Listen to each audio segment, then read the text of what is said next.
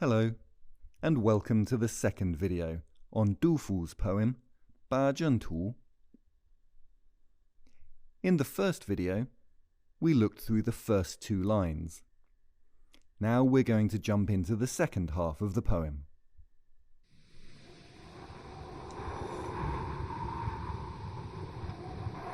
Jiang liu shi bu zhuan. Zhuge Liang was more than just a brilliant general. He was a magician. There's a legend about the stones of the Tactical Octagon.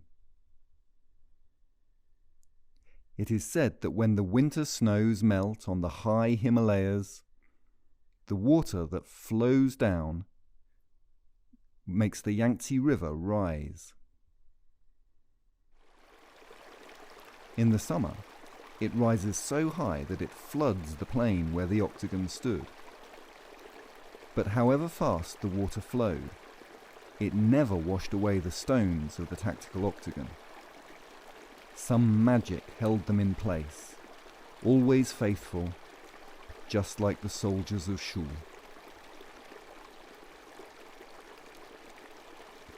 But Du Fu is a master poet, remember, and with great poets, we should always look a little deeper.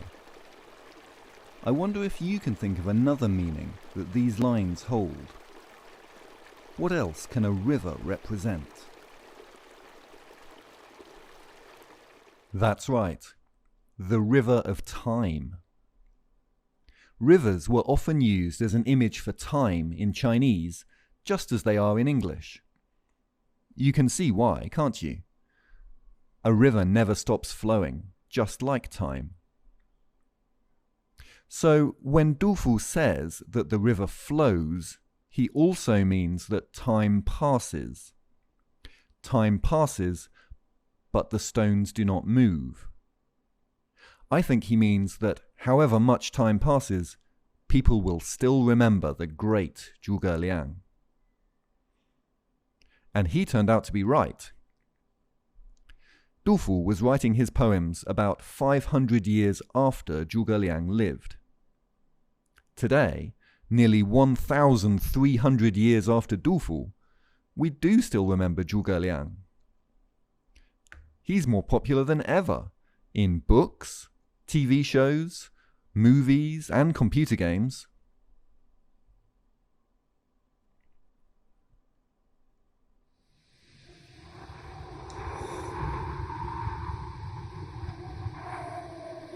Yi hen, shi tun wu.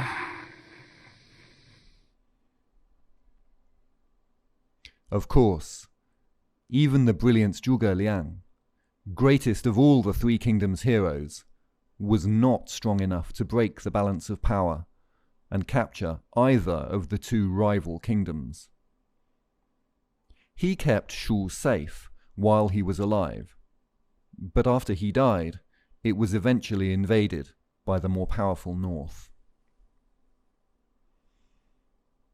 In this line, Du Fu seems to say that the stones are mourning that they could never capture Wu.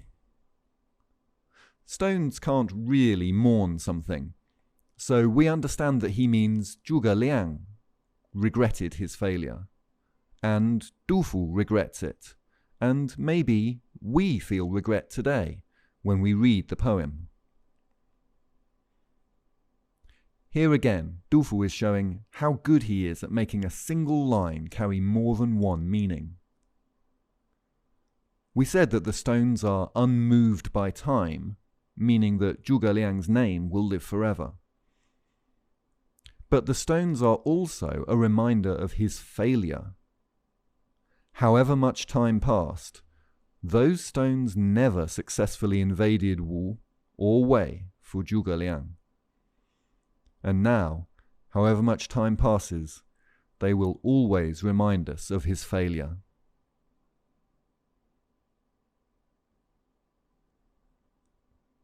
Let's take a closer look at the full poem. Here it is with a gloss for each word.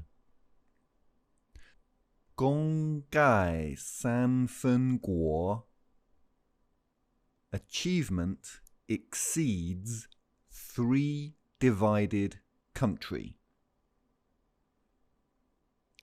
This line starts with gong, which means the service that someone has done for their country. Even though it doesn't mention a name, we know Dufu is talking about someone. Gai is a word for a lid or a cover. Here, it's a verb that means to be higher than or exceed.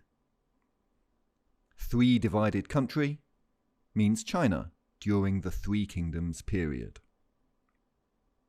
明成八阵图 Fame, established, 8 formation diagram. Ming means the fame of a person. So once again, it's clear that we're talking about some person, even though his name is never mentioned. We have worked out that it's Zhuge Liang. And in this line, it sounds like Dufu is really celebrating him.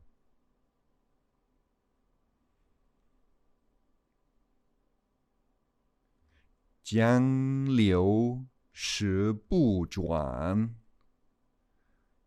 River, flow, stones not turn. This is the really complicated line. We've now found 3 different meanings packed into it.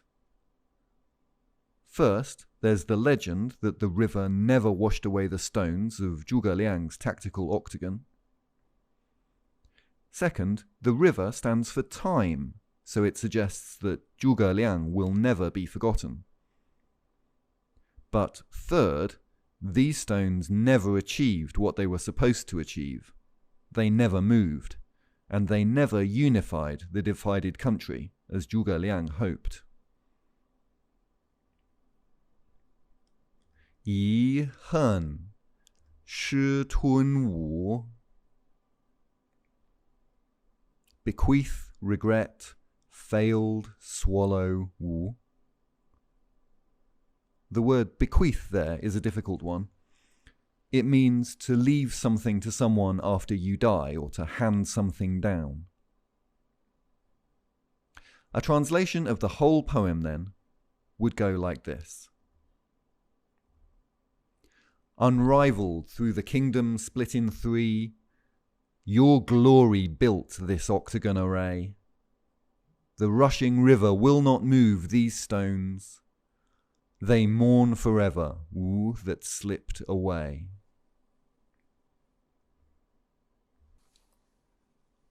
Let's take a moment to think about what Dufu might have felt when he came to these stone ruins. Dufu was living in a time when China was divided once again. He was on the run after a rebel army had sacked the capital.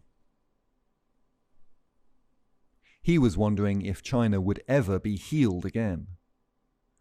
Then he saw this magical stone formation, a monument to Zhuge Liang, one of the most brilliant minds in Chinese history. But Zhuge didn't manage to put the country together again. So it's no wonder that Dufu chose to end this poem on a desolate note, remembering Zhuge Liang's failure. It must have been an unhappy moment for Dufu. But, as always, he managed to record it in a wonderful poem for us. I hope you've enjoyed learning about this poem. See you next time.